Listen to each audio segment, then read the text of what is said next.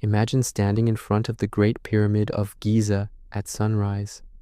The stones are older than most religions, older than empires, older even than the languages we speak today.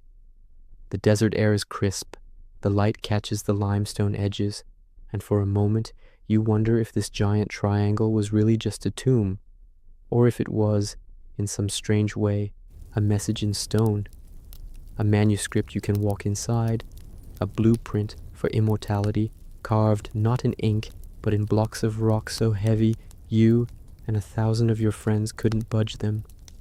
And in that instant you realize the Egyptians weren't just obsessed with death, they were obsessed with eternity.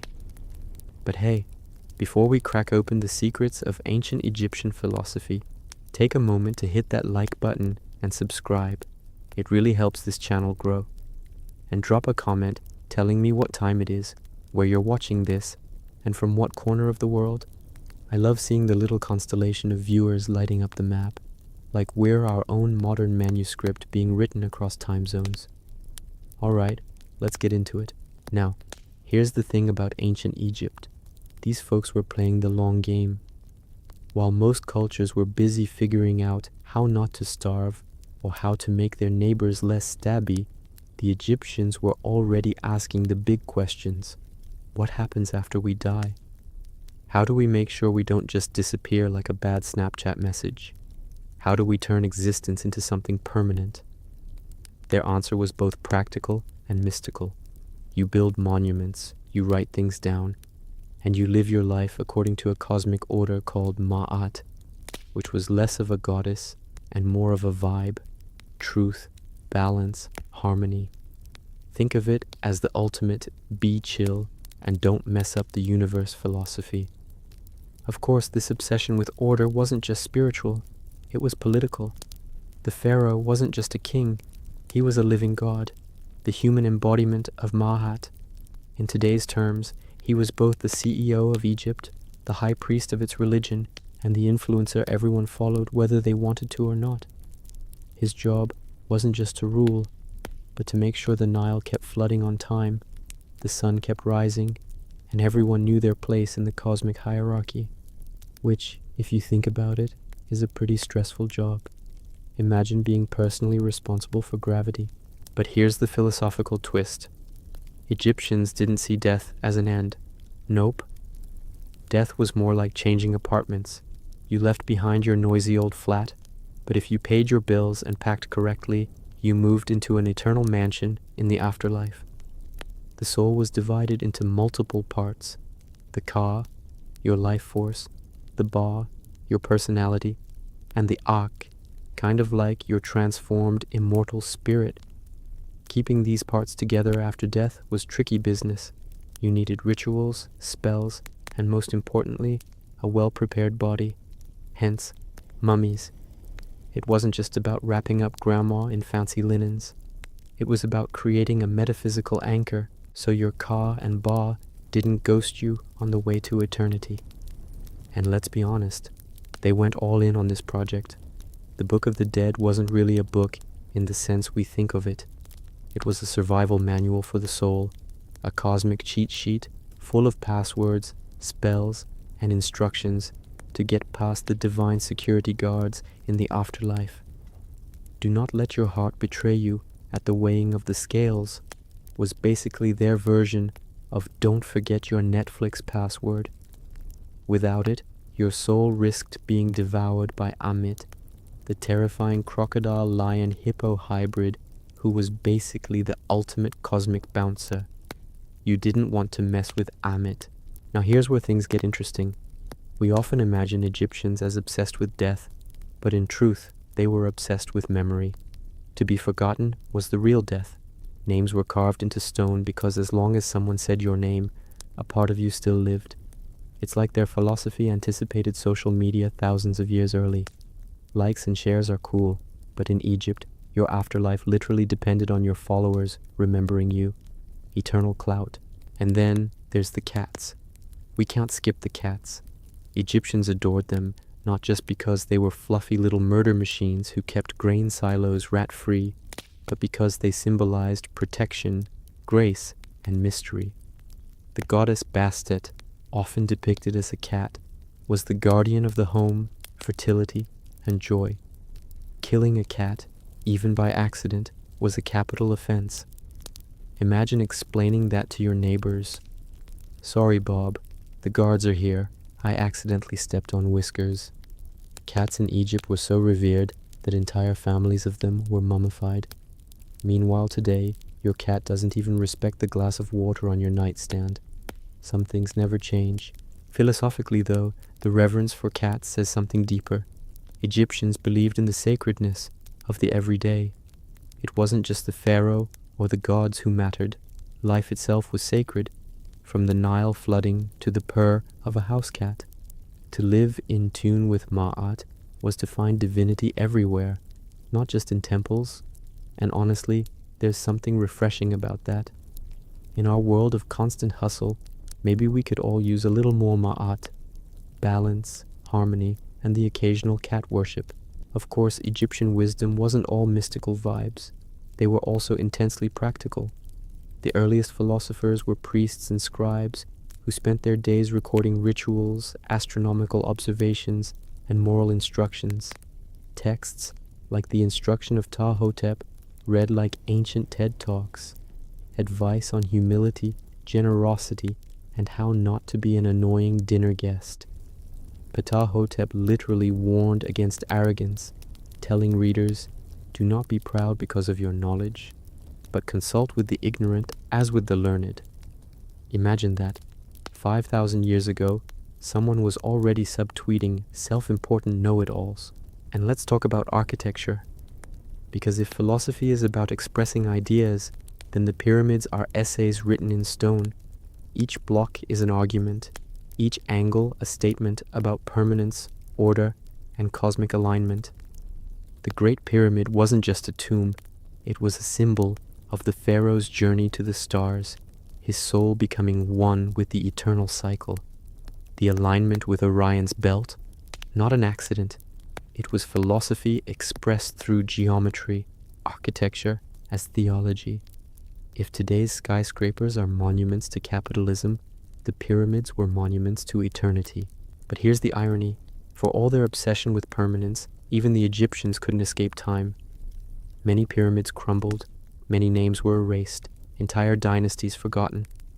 Yet their manuscripts, on papyrus, stone, and walls, still whisper across the centuries. The Egyptians may not have achieved personal immortality, but in a way, they achieved cultural immortality. We're still talking about them, still decoding their scribbles, still standing in awe before their monuments. Maybe that's the real afterlife they were aiming for all along. And this is where we start to see Egyptian philosophy connect with our own lives. Think about it. We all want to be remembered. Maybe not with a pyramid, though if anyone wants to start a GoFundMe for mine, let me know. But at least with our names spoken, our stories told, something lasting beyond the daily grind. The Egyptians remind us that life isn't just about surviving. It's about weaving yourself into a bigger story, aligning with some version of Mawat, whatever balance and harmony means for you. And yes, there's irony too. For all their wisdom, Egyptians also spent obscene amounts of resources building tombs, while peasants sweated in the fields. Philosophy has always been a bit hypocritical when practiced by the powerful. But maybe that's another lesson. Great ideas often emerge in messy, imperfect contexts. Just because the pharaoh was more worried about his golden afterlife yacht than the farmers, doesn't mean the idea of Ma'at isn't still valuable.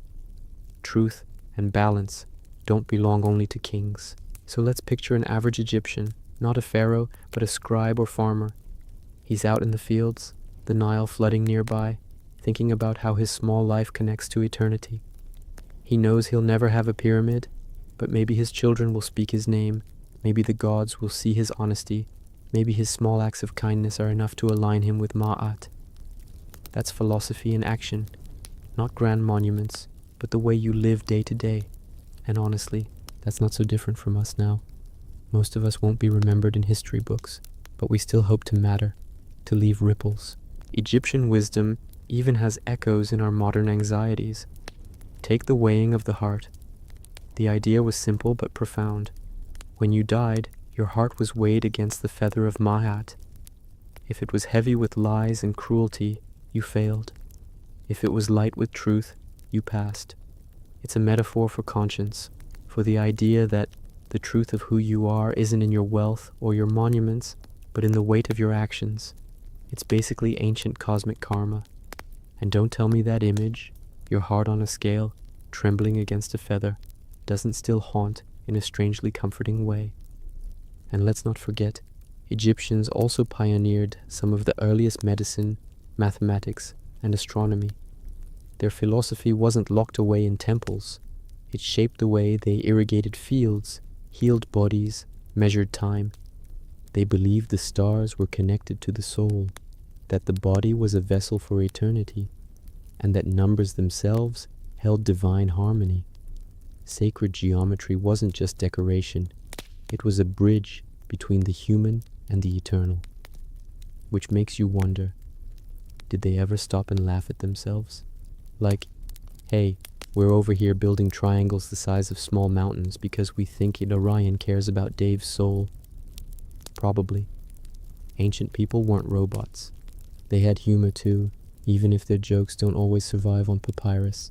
Still, there's something hauntingly modern about their quest. We build skyscrapers, satellites, and hard drives. We archive our tweets, our selfies, our cloud data. Aren't we just building digital pyramids, trying to carve our names into eternity in ones and zeros? When future archaeologists dig through our servers, maybe they'll say, these people too were obsessed with immortality. They too feared being forgotten. They too weighed their hearts, though maybe with likes instead of feathers. So, as the desert sun sets behind the pyramids, painting the sky gold and crimson, you can almost hear the whisper of ancient manuscripts rustling through time. They ask the same questions we do. Who am I? What happens when I'm gone?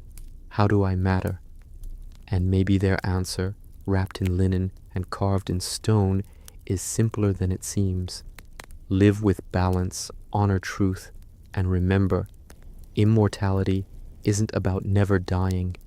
It's about never being forgotten. If Egypt gave us pyramids as blueprints of eternity, Rome gave us something entirely different.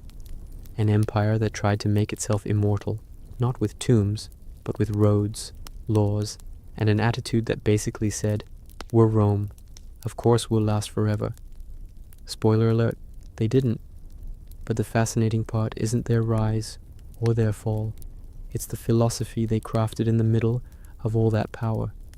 Because Rome, in its swagger and insecurity, in its triumphs and absurdities, invented a way of thinking that still shapes us. Stoicism. Now, Stoicism gets thrown around a lot today, usually in self-help books, with black and white covers and titles like The Subtle Art of Not Caring If Your Wi-Fi is Down. But, in Rome, Stoicism wasn't a trendy life hack. It was survival. Imagine you're a senator, and the emperor, who has the temper of a caffeinated toddler, can decide on a whim if you live or die. Imagine you're a soldier on the frontier, cold, hungry, and wondering if all this marching is really worth it. Or maybe you're a merchant whose life's work can be sunk by one bad storm at sea. In that world, the idea of controlling your inner self when the outer world is chaos, that wasn't just philosophy, it was therapy. But before we get too deep into Marcus Aurelius's meditations or Seneca's endless letters, let's remember, Rome was messy. Rome was contradictions stacked on contradictions, like a giant marble lasagna. On one hand, they built aqueducts, invented concrete, and codified laws that still influence us. On the other hand, they threw people to lions for fun and poisoned each other with alarming frequency. If the Egyptians obsessed about the afterlife, the Romans obsessed about the performance of life. How do you act in public? How do you project dignity? How do you pretend you're not panicking when the emperor's staring at you? That's where Stoicism fits so perfectly. The core idea is simple but brutal. You can't control the world, but you can control your response. Sounds obvious, right? But picture it in practice. You're a gladiator. The crowd is screaming. The emperor is giving you the thumbs up or thumbs down, and your opponent has a sword that looks suspiciously sharper than yours. Stoicism tells you, don't freak out. Death is inevitable anyway. Control your fear. Dignity is stronger than panic. Easy advice to read in a comfy armchair. Harder when there's an actual lion sniffing at your ankles. But Stoicism wasn't just for gladiators and emperors. It became Rome's guiding vibe. Marcus Aurelius, often called the philosopher king, scribbled little notes to himself reminding himself not to be a jerk, not to get distracted by vanity, and not to melt down when life got messy. You have power over your mind, not outside events. Realize this, and you will find strength. That's him. Basically, Marcus invented the ancient version of sticky note affirmations, except he wrote them in Greek while commanding armies and managing an empire on the brink. Which, respect. Now let's talk about Rome's ego. For a people who loved Stoicism, they were remarkably bad at practicing it collectively. Rome bragged about its eternity. Roma Aeterna, the eternal city, the eternal empire. But under the bravado was a constant anxiety. What if the gods abandoned them? What if the barbarians invaded? What if luxury softened them? Spoiler alert again. All of those things happened. Stoicism was Rome's way of saying, look, even if the empire crumbles, you can still keep your inner empire intact. The marble might crack, but the mind could stay solid. And oh, the irony. The same Romans who preached virtue and self-discipline also indulged in feasts so excessive they invented a word, vomitorium, which people often think meant a room for puking between courses. In reality, it just meant the passageways in a stadium where crowds spewed out. But honestly, the metaphor still works. The point is, Stoicism was often the thing people preached when they weren't exactly practicing it. Seneca, one of Stoicism's great philosophers, wrote long treatises on the virtue of simplicity while being richer than some small provinces. It's almost comforting. Hypocrisy isn't a modern invention. Still, Stoicism gave Rome and us some profound ideas. Accept that life is fleeting. Don't waste energy on what you can't control. Focus on virtue, wisdom, courage, justice, and temperance. It's not about suppressing emotions, but about not being ruled by them. When Marcus Aurelius buried his children, he lost several. When soldiers froze on the Danube frontier, when ordinary Romans faced plagues and famines, Stoicism wasn't abstract, it was oxygen. But let's not forget the humor in Roman philosophy. Picture a Roman farmer muttering stoic lines while his donkey refuses to move, or a Roman wife rolling her eyes as her husband quotes Seneca yet again, like some ancient podcast junkie. Philosophy wasn't just for emperors, it trickled into dinner conversations, letters, jokes. The Romans were as capable of irony as we are. And let's face it, telling yourself death is natural while dodging chariots in a crowded street is pretty ironic. And then there's the spectacle of Roman power. The Colosseum wasn't just an arena, it was philosophy in stone, an argument about order, dominance, and human control over chaos. Bread and circuses weren't just distractions, they were political philosophy made edible. Keep the people fed and entertained, and they won't question the empire's cracks. Stoicism told individuals to control themselves. Rome told the masses, don't worry, we'll control everything else for you. It was a neat little arrangement until it wasn't. The fall of Rome is often told as a tragedy, but really, it's a philosophical case study. You can't build eternity out of marble and ego alone. Empires, like people, are mortal. Maybe Rome's real immortality wasn't in its borders, which collapsed, but in its manuscripts, its ideas, its whispered advice across the centuries. When Marcus Aurelius wrote his Meditations, he wasn't thinking of us, but we read them anyway. His notes to himself became notes to humanity. The empire crumbled, but the philosophy survived. That's Stoicism's greatest irony. Rome itself didn't last forever, but Stoicism made it feel like it could. And let's be honest, Rome's fragility is kind of relatable. Who hasn't strutted around like they've got it all figured out, only to realize they're one bad week away from collapse? Rome reminds us that power is an illusion, and philosophy is the only true shield, which is why Stoicism still resonates. Whether you're a stressed-out emperor or just someone stuck in traffic, the advice is the same. Breathe, accept what you can't control, and don't let your ego trick you into thinking you're eternal. The Romans left us more than ruins. They left us the idea that philosophy isn't just for ivory towers. It's for the messy, unpredictable, lion-filled arena of daily life. They remind us that empires fall, but wisdom doesn't. And in that sense, Rome never really ended. It just shifted, evolved, and kept whispering, "Control your mind, and the rest will follow." If Rome gave us marble stoicism, the Vikings gave us mead-soaked fatalism. The empire crumbled, its polished statues chipped away, and somewhere far to the north, people with unpronounceable names and very sharp axes were building a philosophy, not out of books and meditations, but out of sagas, battles, and the kind of drinking contests that would put modern frat houses to shame. And yet, behind the cliches of horned helmets, which, by the way, they didn't actually wear, and long ships slicing through icy seas, the Vikings had a worldview that was as profound as it was brutal. Here's the core of it. Life is short, fate is fixed, and the only thing that really matters is how you meet it. Not how long you live, not whether you die peacefully, in bed surrounded by family. Honestly, that was considered kind of lame, but whether you face your destiny with courage, honor, and maybe a decent sword in your hand. And let's not skip over the irony. Imagine a Viking farmer trudging through mud, trying to fix a leaky roof, while believing that somewhere out there, the gods had already decided how and when he'd die. It's like playing a video game where the ending is locked, but you still grind for loot anyway. Fate, wired as they called it, wasn't negotiable. The Norns, the weavers of destiny, had already threaded your life into the great cosmic tapestry.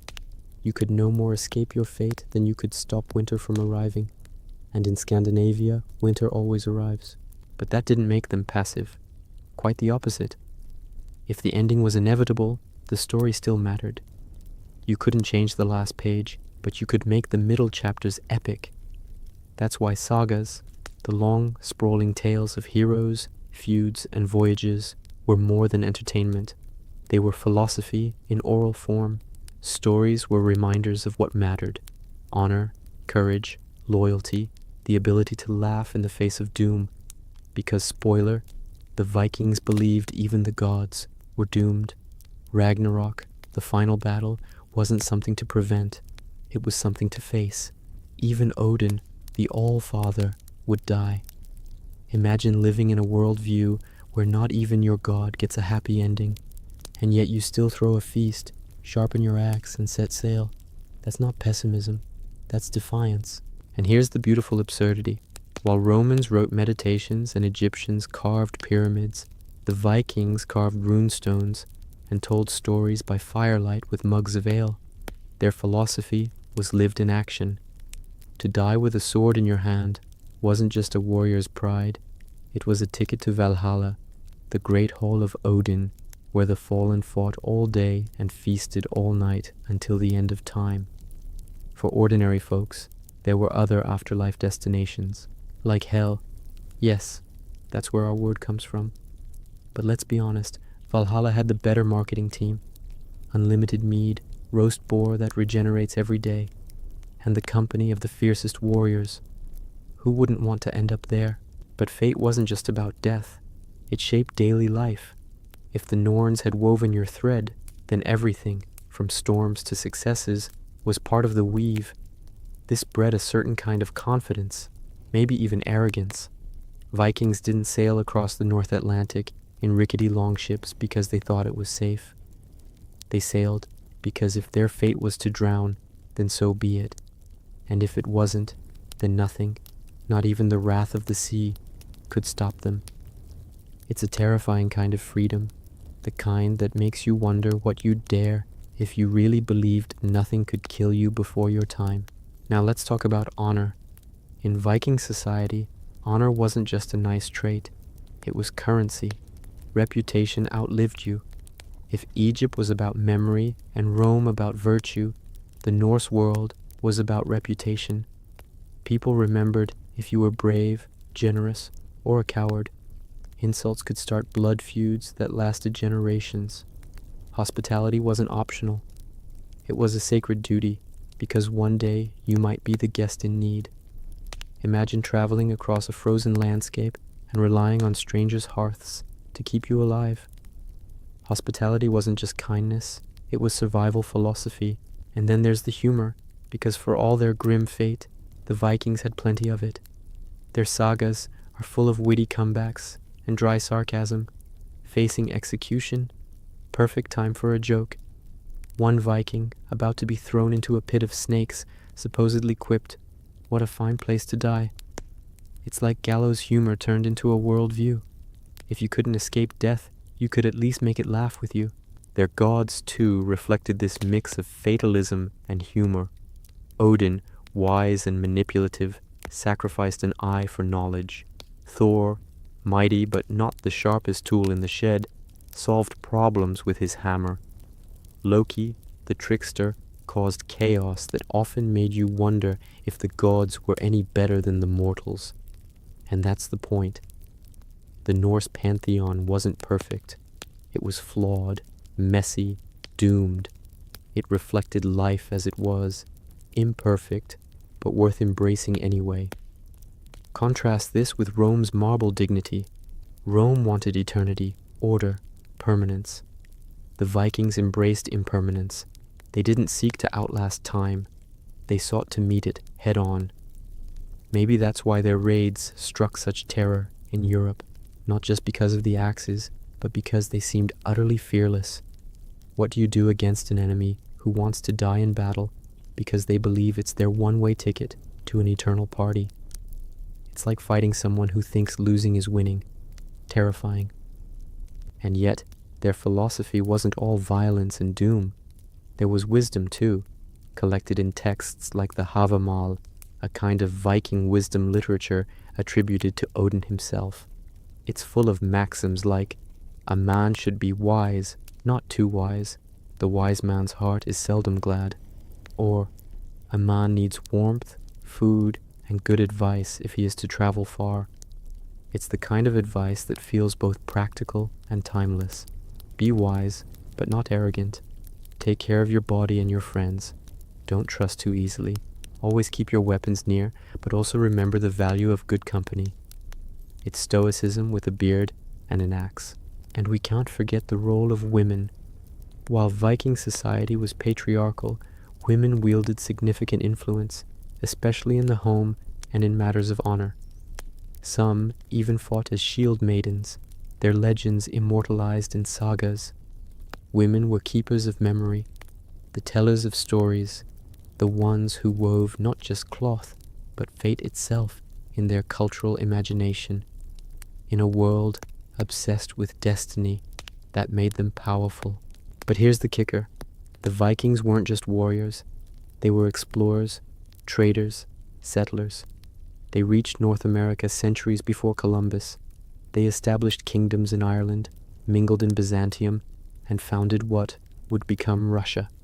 Their philosophy of fate didn't just fuel raids, it fueled curiosity. If the Norns had already written your story, why not see how far it stretched? Maybe all the way to Vinland, maybe all the way to the gates of Constantinople. And when they weren't raiding or sailing, they were farming. Yep, the terrifying berserkers were also just regular people, growing barley, tending sheep, and trying to get through brutal winters. Their philosophy of fate was as much about enduring hunger and cold as it was about swinging swords. Imagine sitting by the fire in a longhouse, listening to the wind batter the walls, and telling stories to remind yourself that your life was part of something bigger. That's philosophy too.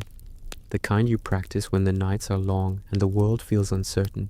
What fascinates me most is how the Viking worldview still resonates today. We live in a world obsessed with control, apps to track our sleep, diets, productivity hacks, endless promises of immortality through science. The Vikings remind us, you can't control everything. Fate is fate. What you can control is your courage, your humor, your honor. You can meet life and death with a grin and a raised mug. And maybe that's why they still capture our imagination. Not because of the helmets, again, no horns, sorry cosplay fans. Not even because of the raids, but because they dared to live a philosophy that was both terrifying and liberating. To accept doom but refuse despair. To see life as short but not meaningless. To laugh in the face of the end and say, fine, let's make it epic while it lasts. So as the sagas roll on, as the fires burn in the longhouse, as the mead flows and the runes are carved, we hear the Vikings whispering across time. Fate is fixed, but life is yours to shape. And honestly, that's not so different from what we're still trying to figure out today. If the Vikings gave us mead-soaked fatalism, medieval Europe gave us anxiety, lots of it. The Northmen eventually put down their swords, at least some of them, and picked up crosses, and suddenly the great philosophical debate shifted. Instead of asking, how do I face fate with honor, people began asking, how do I save my soul? It was a world haunted by God, angels, demons, and the constant possibility that one bad confession could land you in hellfire for eternity. Imagine trying to plow a field while also worrying whether your priest had properly absolved you of that little lie you told about how many chickens you owned. That's the Middle Ages in a nutshell. Farming, faith, and a low-grade dread of damnation. Now let's be honest. The medieval era gets a bad reputation. People call it the Dark Ages, like everyone was just stumbling around in the mud until the Renaissance flipped the lights on. But that's a myth. There was light, just different kinds of light. Candlelight in monasteries, where monks copied ancient manuscripts by hand. Firelight in castles, where lords and ladies schemed and feasted. The flickering light of stained glass windows in cathedrals that soared toward heaven. Medieval Europe wasn't dark, it was glowing, but in a nervous, otherworldly way. The big vibe was this: life is suffering, death is inevitable, but salvation is possible if you play the game right. And the game was complicated. You had confession, penance, indulgences, relics, pilgrimages, saints, and endless sermons reminding you that eternal torment was just a heartbeat away. It's no wonder medieval philosophy leaned so hard on faith. Logic and reason were tools, sure, but the ultimate goal was aligning yourself with God's plan, even if that plan often felt more like a cosmic riddle. Take Thomas Aquinas, for example, the guy who basically tried to combine Aristotle's philosophy with Christianity, like some medieval mashup album. He argued that faith and reason weren't enemies, they were teammates. Sure, you could use logic to understand parts of the world, but when logic hit its limit, faith took over. It's a comforting thought, until you realize that logic's limit, in the 13th century, was pretty much everywhere. Why did the plague kill half the population? Faith. Why did my crops fail? Faith. Why does my neighbor look like he might be a witch? Faith, plus maybe a torch. And speaking of the plague, if you want to understand medieval philosophy, just imagine living through that horror. Entire towns wiped out, corpses piling up faster than graves could be dug, priests blessing the dying while also dying themselves. How do you make sense of that? Some said it was God's punishment, others said it was the devil. A few brave souls whispered, maybe it's something natural, but whispering was as far as they got, because questioning too loudly could get you into serious trouble. The philosophy of suffering wasn't abstract. It was a daily crisis management plan, and yet, in the middle of all that fear, there was beauty. Think of cathedrals like Notre Dame, rising into the sky as if stone itself could reach God. These weren't just buildings, they were stone sermons, teaching theology through architecture. Every arch, every gargoyle, every stained glass panel was philosophy carved into matter. When you walked into a medieval cathedral, you weren't just entering a church, you were stepping into a cosmic diagram, a reminder that heaven was up there and you were very much down here. But the Middle Ages weren't just about church pews and sermons. There was also the wild world of mysticism. People like Hildegard of Bingen, nun, visionary, composer, who claimed to see visions of God's light and then wrote them down in dazzling, sometimes psychedelic detail. Or Meister Eckhart, who dropped mystical one-liners like, "The eye with which I see God is the same eye with which God sees me." That's not just philosophy, that's philosophy on spiritual steroids. Mystics pushed the boundaries, saying maybe you didn't need priests or rituals to encounter God.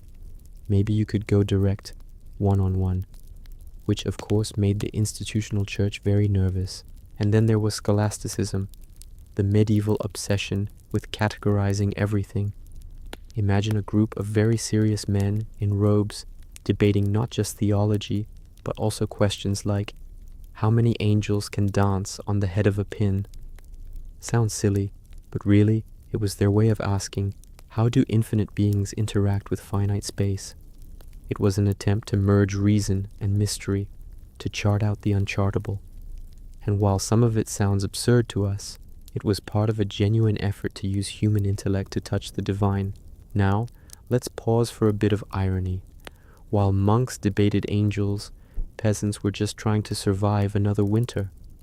Philosophy at the top was lofty, abstract, filled with Latin. Philosophy at the bottom was practical.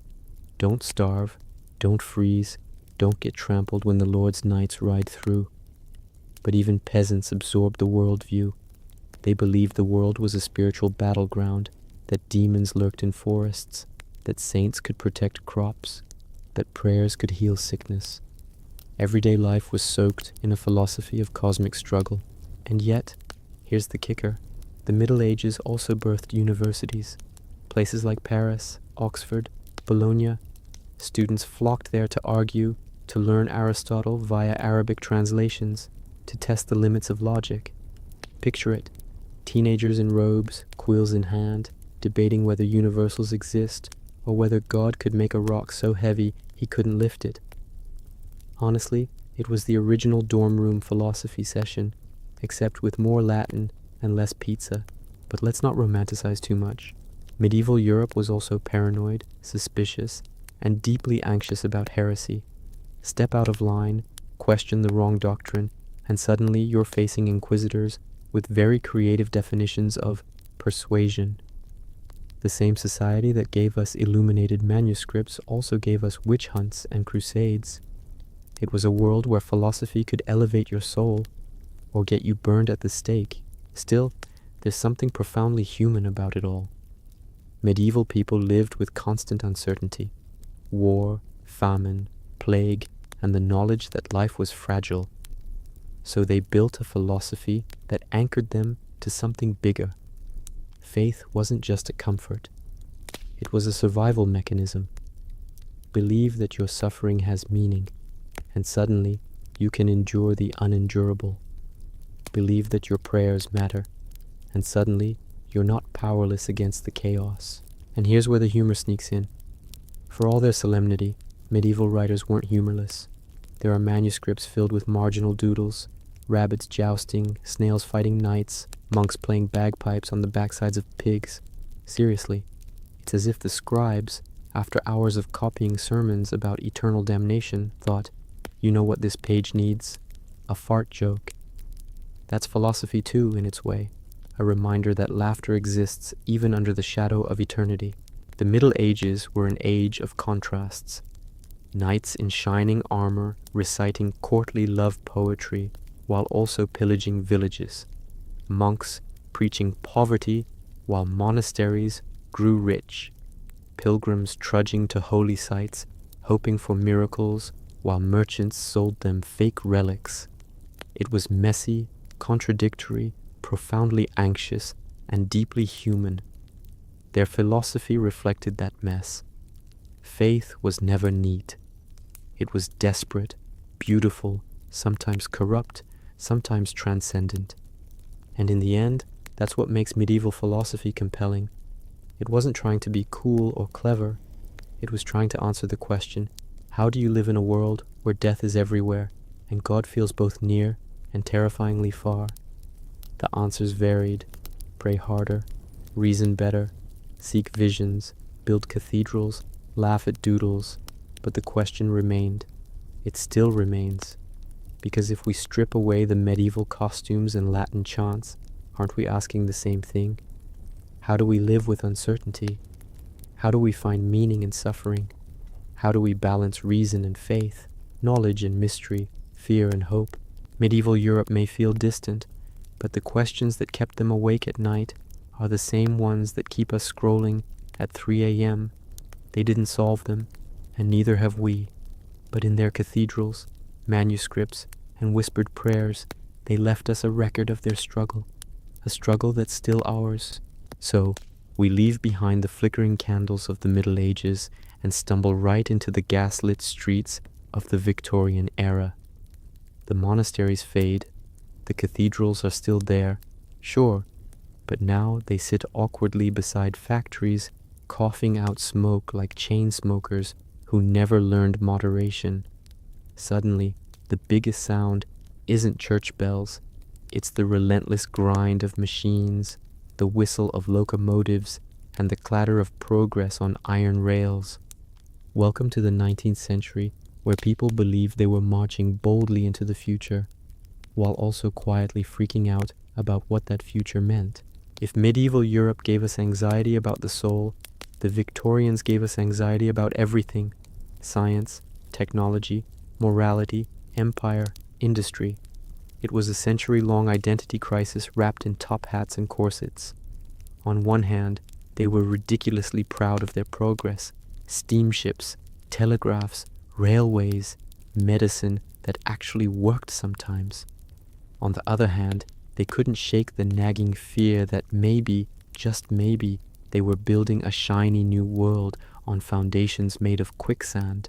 Let's talk about machines first, because honestly, nothing captures Victorian philosophy better than the way they obsessed over gears, levers, and engines. To them, machines weren't just practical tools, they were metaphors for existence itself. Thinkers like Charles Babbage dreamed of mechanical brains, giant calculators that could churn out truth the way looms churned out fabric. And Darwin, oh boy, Darwin, came along with On the Origin of Species in 1859 and basically said, hey, humanity isn't the crown jewel of creation. We're just really smart animals that clawed our way here through random chance. You could almost hear the monocles hitting the floor. Imagine being a respectable Victorian gentleman raised on the comforting idea that God made the world in 6 neat days, and suddenly some quiet, bearded scientist tells you your great-great-grandfather was basically a fish. Existential crisis, party of everyone. And yet, it wasn't just about biology, it was about identity. If we weren't divinely designed, what did that say about our morality, our purpose, our place in the universe? The Victorians didn't just wrestle with this question, they wrestled with it while wearing starched collars and worrying about social etiquette, which makes it even funnier if you think about it. And then there's industry. The Industrial Revolution was in full swing, and suddenly the old rhythms of life, sunrise, seasons, church bells, were replaced with factory whistles and time clocks. People were living longer, yes, but they were also working longer, in miserable conditions, inhaling coal dust and praying their kids didn't get their hands caught in a loom. Progress was double-edged. It brought railways that connected cities, but also slums that stank of sewage. It gave us anesthesia and photography, but also child labor and smog so thick it turned day into night. If the Middle Ages made people think about heaven and hell after death, the Victorians were forced to think about heaven and hell right here on Earth, and they coped in the most Victorian way possible, by writing about it. Novels exploded in popularity, and suddenly literature became the place where people hashed out their fears and hopes. Dickens, with his endless parades of orphans and grimy London streets, was basically the conscience of the age. The Brontes brooded over passion, repression, and moors that were always suspiciously foggy. Meanwhile, poets like Tennyson tried to patch the cracks with lines about faith and doubt, while people like Matthew Arnold sighed about a world where the sea of faith was retreating, leaving humanity stranded and lonely. It was emo before emo existed. But here's the twist. While some Victorians clung to faith harder than ever, others doubled down on science, reason, and progress. You had inventors tinkering in workshops, explorers charting the globe, and engineers building bridges that seemed to defy nature. The Victorians were obsessed with cataloging everything: plants, animals, human skulls, moral virtues.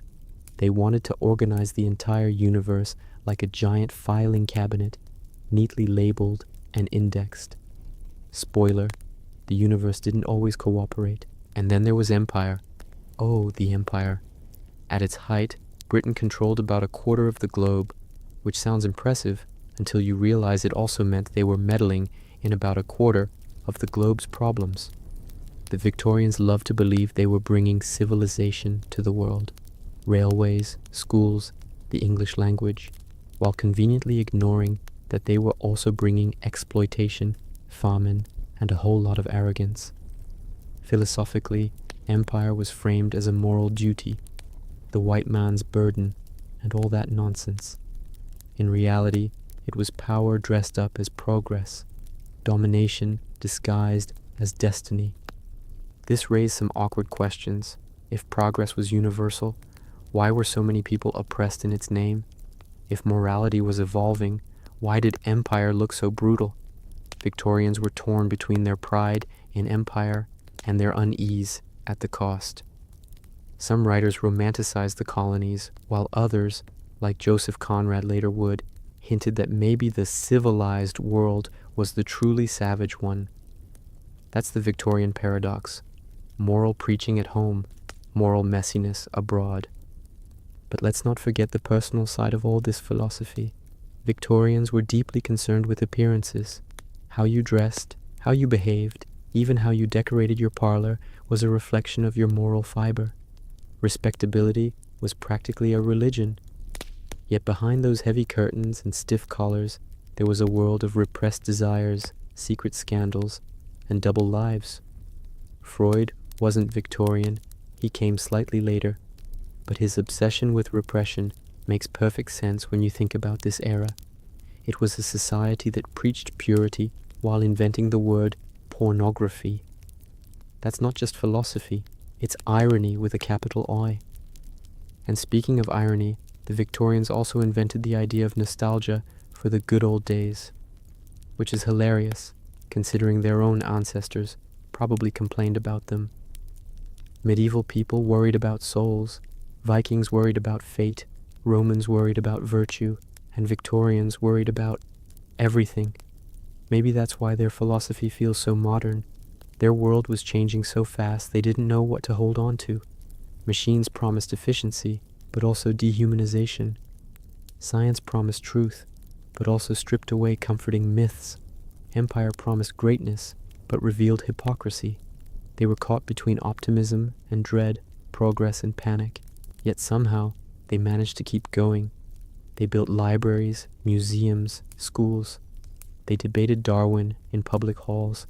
They turned out novels that still get adapted into Netflix series. They built iron bridges and underground railways, and even tried to talk to the dead through seances because, hey, if telegraphs could send messages across continents, why not messages from the afterlife? The Victorians weren't just logical, they were also spiritual experimenters, blending science and mysticism in ways that look wild to us now, but made perfect sense to them.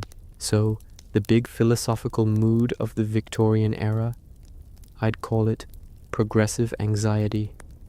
They were thrilled by what they'd built, terrified by what it meant, and constantly writing, inventing, and philosophizing to make sense of it all. They lived in a world where the future was arriving faster than they could process.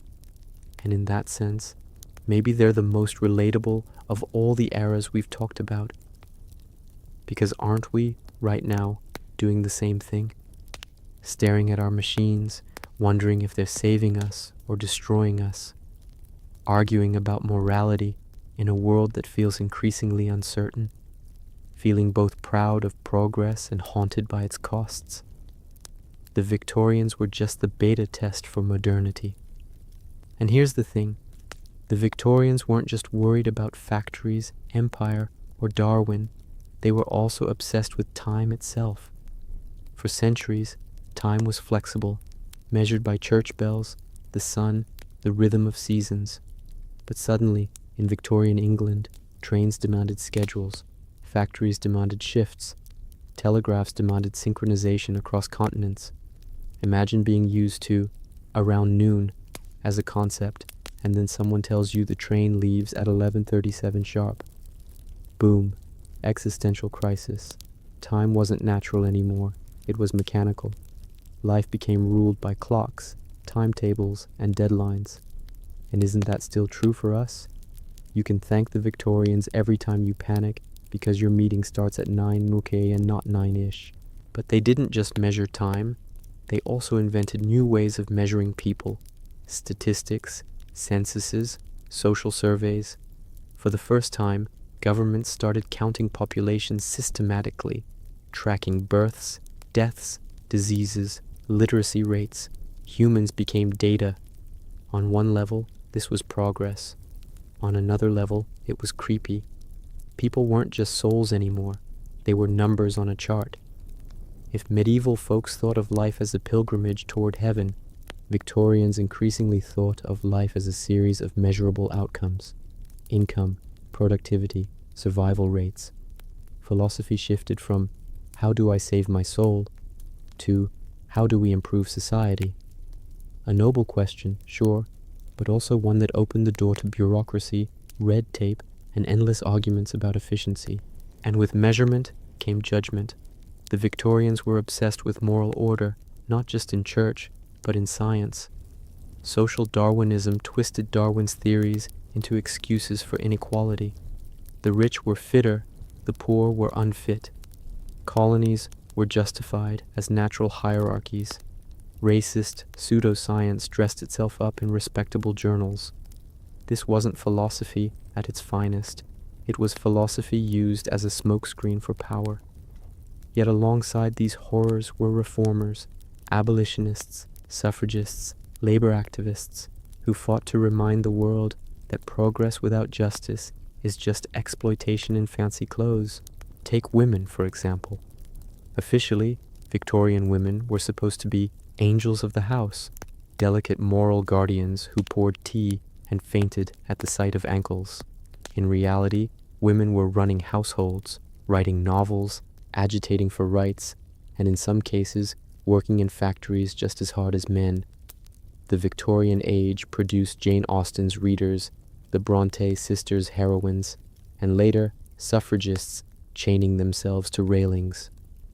Women were philosophy embodied. They were asking, loudly and quietly, who defines morality? Who decides what's proper? If progress is real, why can't it include us? And children? Oh, the Victorians had a very peculiar relationship with childhood. On one hand, they sentimentalized it, cherubic paintings, angelic poems, children as symbols of innocence. On the other hand, they sent kids into mines and factories. Dickens didn't invent Oliver Twist out of thin air. He ripped him from the streets. Philosophy about childhood wasn't abstract. It was visible in every soot-covered 8-year-old coughing in a textile mill. Reformers eventually pushed for education, child labor laws, better living conditions.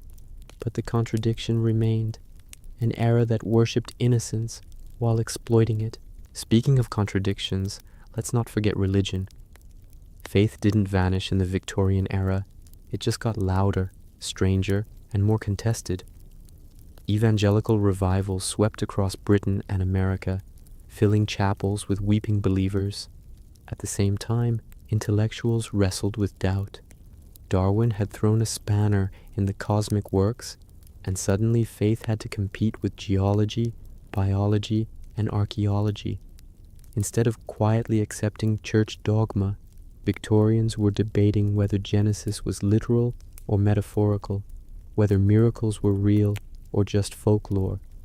This anxiety spilled into culture, Tennyson's poetry, George Eliot's novels, even the ghost stories that Victorians loved to tell by lamplight. Ghosts were philosophy too. Maybe science explained life, but what about death? What about the unknown? Ah, yes, ghosts. The Victorians were obsessed with the supernatural. Seances, mediums, spiritualist societies, they flourished. If telegraphs could transmit voices across miles, why not across the veil of death? That was the logic. Philosophy and pseudoscience danced together in candlelit parlors, with tables rapping and chairs floating, or maybe being nudged by someone's very unspiritual knee. Was it belief? Was it boredom? Was it a desperate attempt to reconcile science with longing for the soul? Probably all three. The Victorians wanted progress, but they also wanted wonder.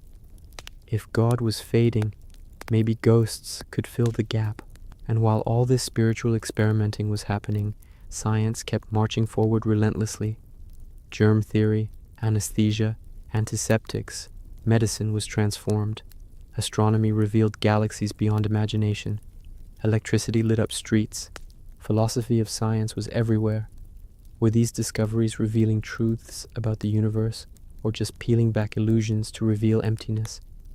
Imagine being a 19th century person, born in a candlelit cottage, and by midlife, you're riding a train faster than any horse, hearing voices through a telegraph wire, and reading about invisible microbes that cause disease. That's not just progress, that's existential whiplash. The Victorians tried to soothe this whiplash by inventing ideologies. Utilitarianism, for instance, became hugely popular. Jeremy Bentham and John Stuart Mill argued that morality wasn't about divine law, but about maximizing happiness. The greatest good for the greatest number. Sounds reasonable, right? Until you start asking awkward questions like, what if sacrificing one person makes 10 people happier? What if happiness is unequally distributed? Utilitarianism gave Victorians a practical way of thinking about morality in a world where God's rules felt shakier, but it also opened moral rabbit holes that we're still tumbling down today. Another ideology was progress itself, faith in the idea that history was marching forward, always upward, toward a better world. Railways, education, democracy, they were signs of destiny, proof that humanity was improving. Except, of course, when wars broke out, famines struck, or slums festered. Progress was both a mantra and a mirage. Victorians desperately wanted to believe they were living in a golden age, but their own newspapers kept reminding them of poverty, strikes, imperial massacres, and scandals in high society. The result was a constant tug-of-war between optimism and despair. Let's not forget art, because Victorian art was practically philosophy in oil paint. The pre-Raphaelites rejected industrial ugliness by painting lush, medieval-inspired scenes full of symbolism. Gothic revival architecture popped up everywhere, trying to recapture spiritual grandeur in an industrial age. Even the furniture was philosophical, ornate, moralizing, intended to reflect taste and virtue. It's as if Victorians were decorating their way out of existential dread. Yes, the universe might be meaningless, but have you seen the embroidery on my curtains? And humor survived too. Satirical magazines like Punch skewered politicians, clergy, aristocrats. Caricatures mocked the absurdities of progress, steam engines breaking down, bureaucrats tangled in their own red tape. Laughter became philosophy's sidekick, because when you're drowning in smog, it helps to joke about it. The Victorian legacy isn't just what they built, but how they wrestled with questions that still haunt us. What does progress cost? Can science and faith coexist? Is morality objective or relative? Are empires justified, or are they just power games in disguise? What do we do when tradition collapses but meaning hasn't been replaced? The Victorians didn't solve these riddles, but they articulated them in a way that still echoes. When we debate AI, climate change, or global inequality, we're having very Victorian conversations, just updated for our gadgets, and maybe that's why their era feels so alive to us. Strip away the corsets and gas lamps, and the Victorians are basically us, dazzled by new technology, anxious about its consequences, juggling morality, science, and spirituality while trying to look respectable in public and quietly panicking in private. Their machines may have been made of iron and steam, but their questions were made of the same stuff we carry in our heads today. So when you picture the Victorian age, don't just imagine stern portraits and foggy streets. Imagine a world buzzing with questions, contradictions, and experiments in living. Imagine philosophers arguing in smoky lecture halls, engineers sketching bridges, women demanding votes, spiritualists calling up ghosts, and factory workers coughing in the smog. Imagine a society both thrilled and terrified by the future. That's the Victorian spirit. Not neat, not tidy, but profoundly human. And when the century finally ended, the Victorians handed us a strange inheritance: railways, novels, statistics, germ theory, nostalgia, repression, progress, and a gnawing suspicion that maybe we don't know what progress really means. It was their existential hangover, and now it's ours.